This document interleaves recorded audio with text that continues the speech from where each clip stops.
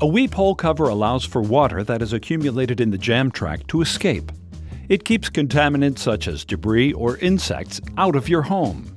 First, you'll need to remove the original cover with a slotted screwdriver or putty knife. It should simply pop out. If an exact match is available for your old cover, then replacing it is as simple as inserting the new cover into the hole.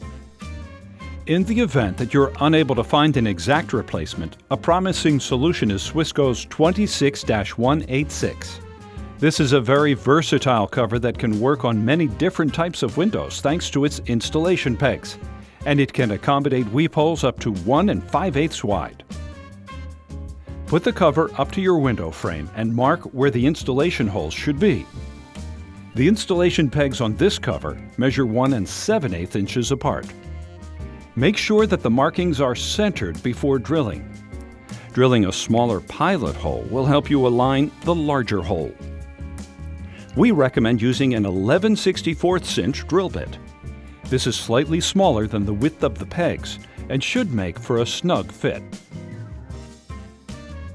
Now you can plug the cover in, covering the weep hole. If you have questions about this or other door or window parts, feel free to ask our experts at Swisco.com.